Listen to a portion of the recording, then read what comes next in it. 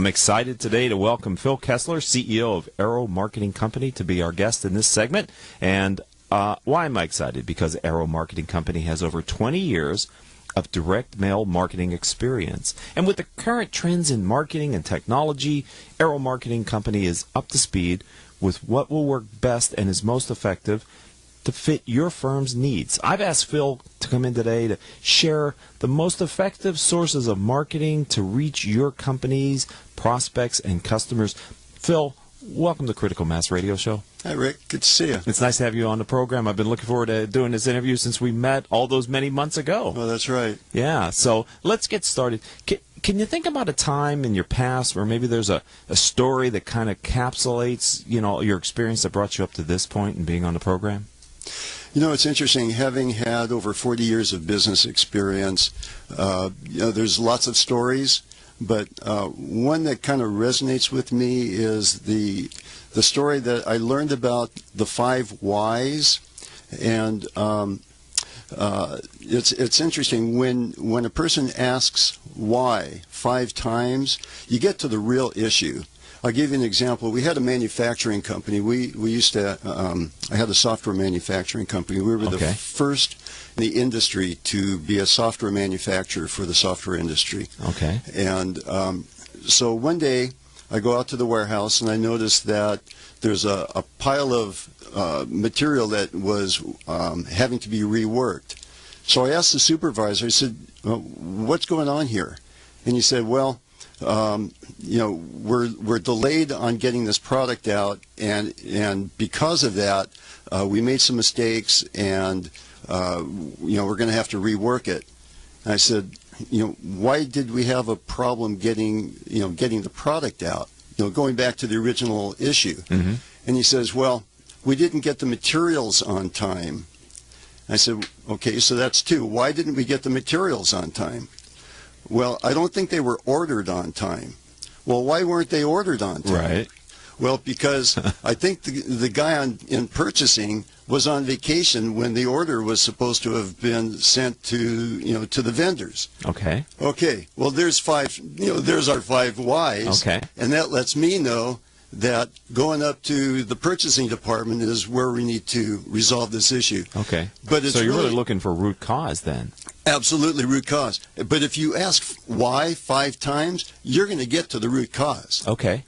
And I've carried that message with me through many, many businesses. Hold on, Paul. Can you ring the gong?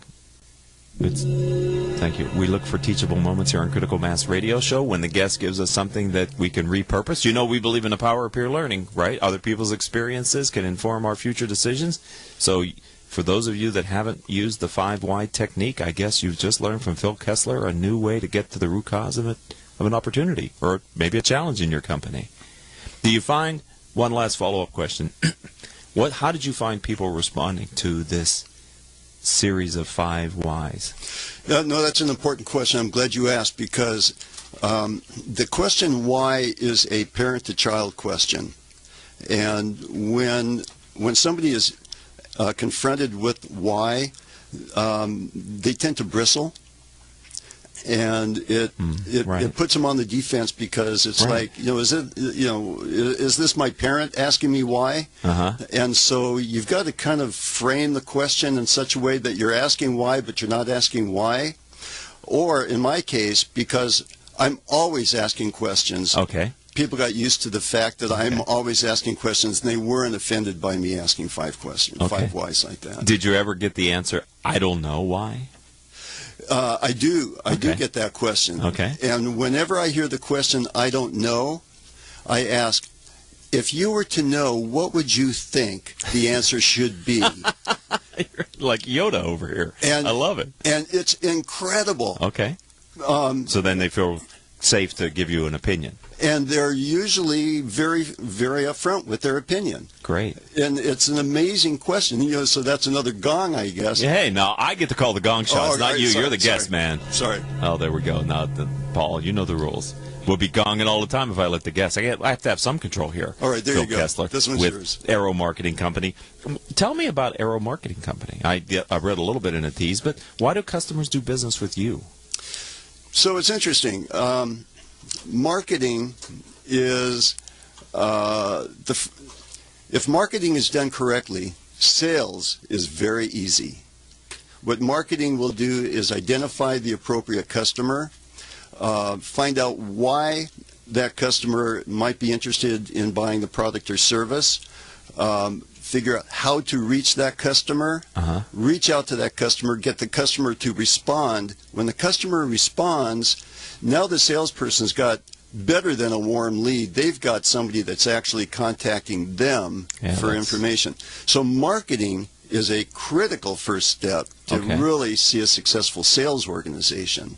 So why use why are companies using Arrow Marketing? Yes.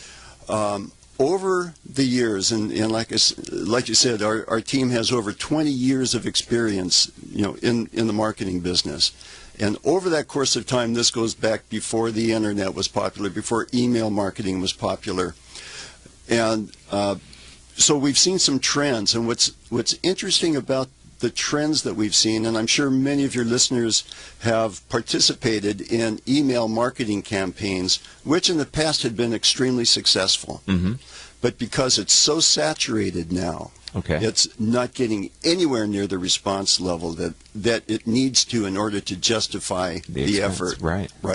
And email lists are actually more expensive than direct mail lists. Yeah, they are. They're at a premium, aren't they, for the email addresses? Yes. And oftentimes they change very frequently, where a physical address does not change as often. Okay. So what we're doing now is we're going back to the basics, direct mail marketing. We get the best targeted mailing lists in the industry. Okay. And we help our clients then create the mailing piece that's going to speak and resonate with the customer that they're aiming for. So part of the process is we need to ask the customer, who's your best customer? Who would you really like to be your customer? And what characteristics might they have? So it might be age, it might be income level, it might be education, it might be nationality, it might be geography. We've got over 1,000 different selection options that really narrow that list down. So you're not wasting a lot of money on printing and postage, which postage is the most expensive part. Sure. You're zeroing in right on the best possible audience that is going to be interested in buying your product, and that's what we specialize in. Okay. Well, that's interesting, because technology is really giving you an opportunity in direct mail marketing to continue to refine your searches and your criteria and really hone in on the right kind of potential customers for your prospects, it sounds like. You're absolutely right. Back in the day, the resources for that data did not exist. Right. So now with the technology and leveraging that technology to get the information on the data for the targeted customer enables us to then be much more effective with direct mail marketing. Excellent. We're going to take our first commercial break here on Critical Mass Radio Show, Mr. Kessler. When we come back, I wonder if we could, I'd like to ask you about, of all the things you've learned in business, have you developed a guiding principle that you're using to lead and grow Arrow Marketing? So Great. Can we talk about that when we come back after the break? Absolutely. If you're listening to us live here on the OCTalkRadio.net stream, don't go anywhere, because we're going to be back in less than 60 seconds. And if you're listening to us on iTunes or Stitcher, stay right there. Don't hit the skip, because they're going to come back. This is one simple word from me about one of the product or services that I do. If you are an Orange County business executive, this message is for you. Do you ever feel isolated with no place to turn for advice or feedback? Who holds you accountable to your commitments in your company? Where do you find the right resources to help you and your company grow? If you have these questions, then Critical Mass for Business might be the answer for you. Critical Mass for Business is committed to helping you make better decisions. These are groups of peers running businesses just like you, providing a great sounding board to test ideas and concepts, review plans and goals, and present issues and opportunities for discussion. The result is improved strategy, accountability, people, and execution skills. If you are interested in learning more, go to www.criticalmassforbusiness.com and learn more about our executive peer group.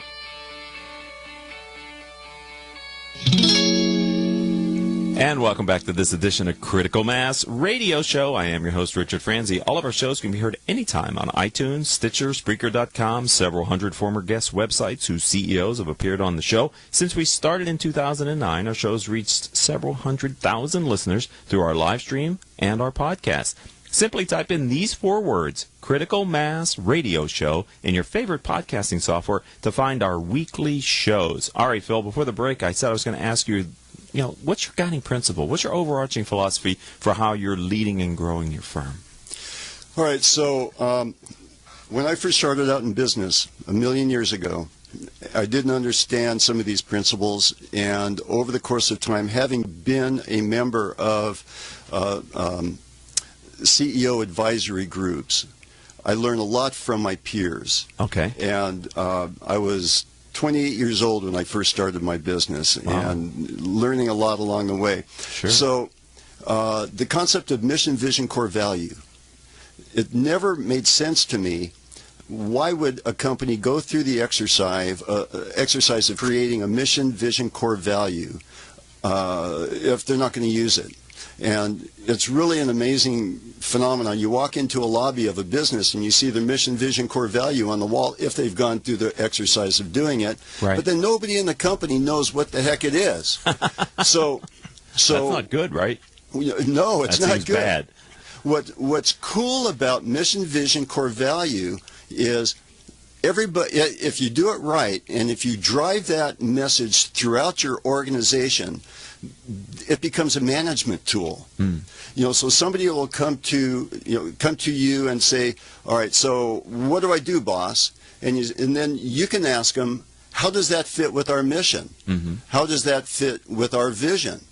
Does that meet our core values? And now the person who's asking the question has those resources to determine their answer, right? And eventually they don't need to ask the boss anymore, right? Because they can make decisions. It creates autonomy within the organization, the authority to make decisions at the lowest level, and you know that if they're following those guidelines that you establish, they're going to be making good decisions. Right. It sort of sounds like it also, and from your experience, builds and reinforces the culture.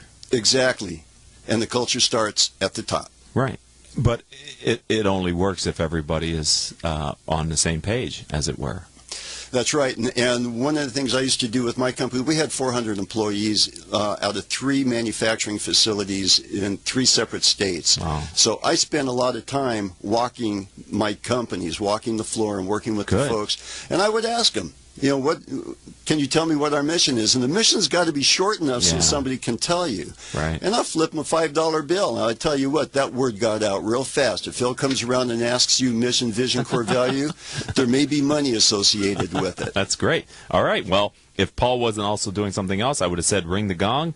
But, look at him. He's so talented over there running the board today, Mr. Paul Rogers. At the beginning in the open, Phil, I was saying that with technology, Arrow Marketing is able to kind of fit the right thing, technology, tools, trends to what the company needs. So I'm wondering if we could spend a couple minutes and maybe talk about what forms of marketing do you see that are fitting today's current trends? Okay, so what's important with marketing is you've got to reach your target audience the way that they want to be reached, or that they will accept being reached. Mm-hmm. So you can reach them with an email, but are they wanting that? Are they going to be receptive to that email? I personally get over 350 emails a day. Okay. And there's no way I'm going to read them. Right. So I'm sure I'm not unique, and I'm sure other CEOs are seeing the same kind of thing. I would think. But their customers are also. So we're seeing a trend away from email marketing, and we're seeing more marketing with social media, Facebook, LinkedIn. All of these marketing programs now have to be able to be mobile compatible. Okay. So people are actually getting marketing information on their cell phones. Uh-huh. Google's doing this, and those are quite effective mechanisms if you target your audience correctly.